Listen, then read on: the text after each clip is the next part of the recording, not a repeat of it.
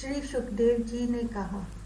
बुद्धि के द्वारा पिछले अध्याय में वर्णित रीति से निश्चय करके तथा मन को हृदय देश में स्थिर करके वह गजराज अपने पूर्व जन्म में सीख कर कंठस्थ किए हुए सर्वश्रेष्ठ एवं बार बार दोहराने योग्य निम्नलिखित स्तोत्र का मन ही मन पाठ करने लगा। गजराज ने मन ही मन कहा,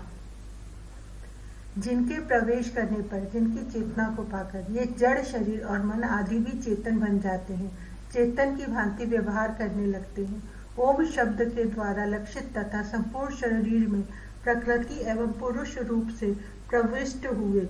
उन सर्व समर्थ परमेश्वर को हम मन ही मन नमन करते हैं।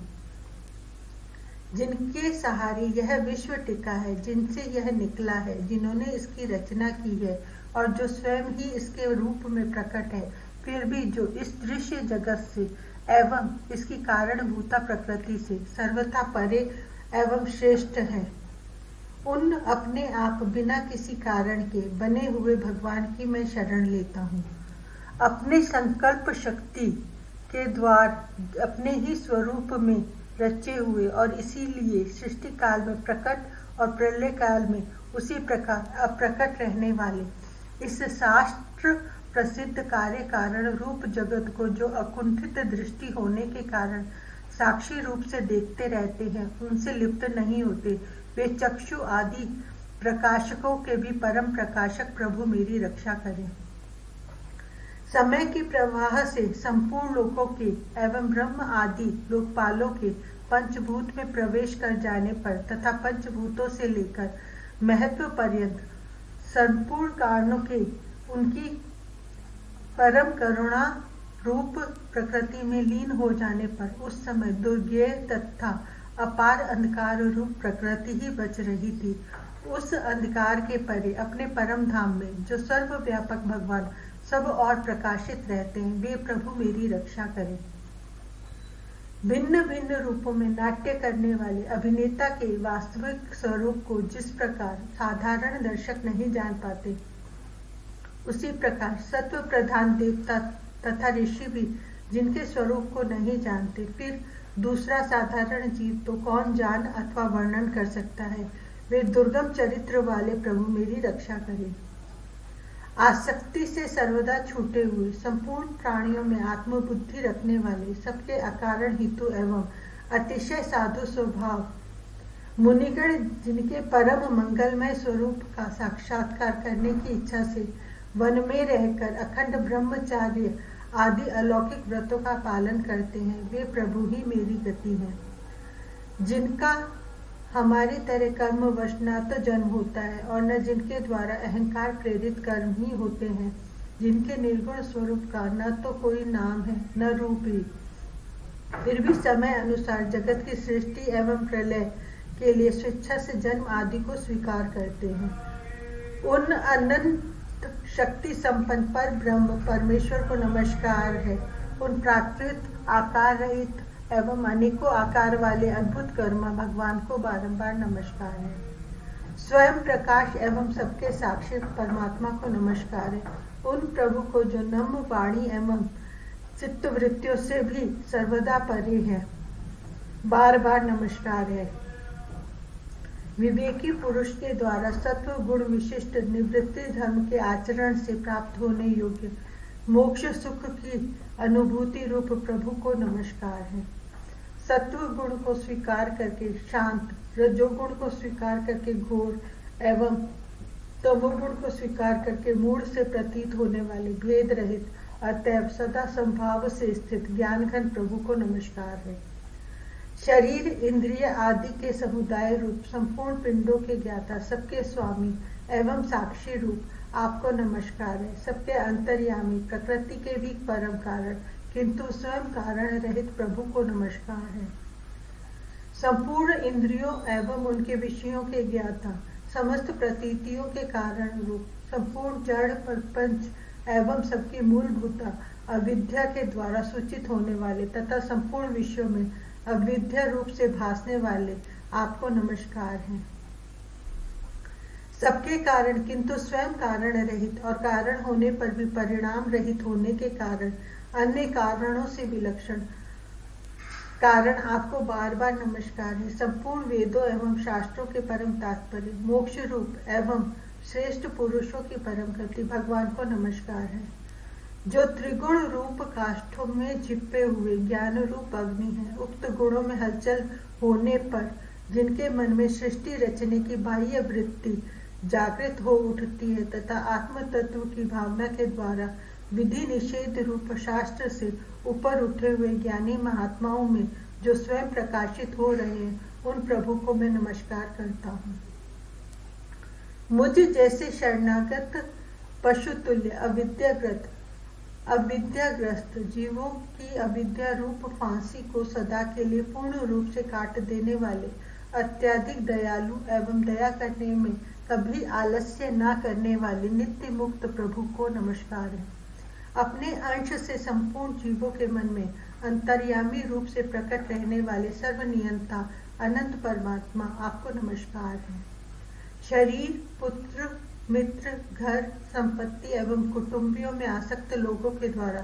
कठिनता से प्राप्त होने वाले तथा मुक्त पुरुषों के द्वारा अपने हृदय में निरंतर चिंतित ज्ञान स्वरूप सर्वसमर्थ भगवान को नमस्कार है। जिन्हें धर्म, अभिलाषित भोग, धन और मोक्ष की कामना से बचने वाले लोग अपनी मनचाही गति पा लेते हैं, अपितु जो उन्हें अन्य प्रकार के अयाचित भोग एवं अविनाशी पार्श्व शरीर भी देते हैं, वे अतिशय दयालु प्रभु मुझे इस विपत्ति से सदा के लिए उबार दें।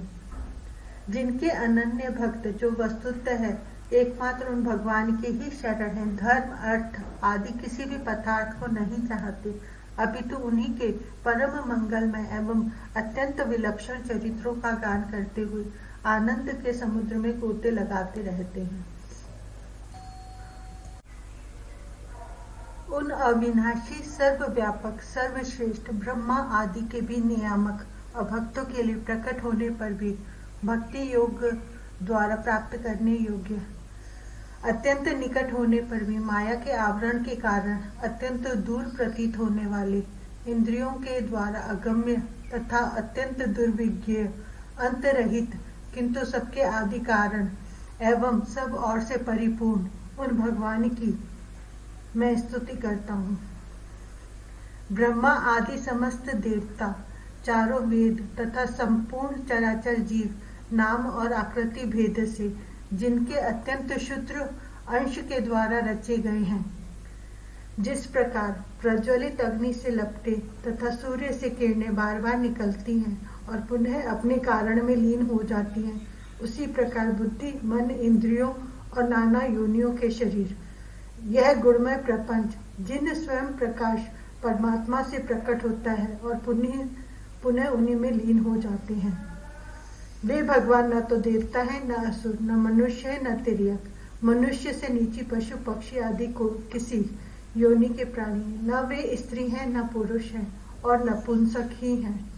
न वे ऐसे कोई जीव हैं जिनका इन तीनों ही श्रेणियों में समावेश हो सके,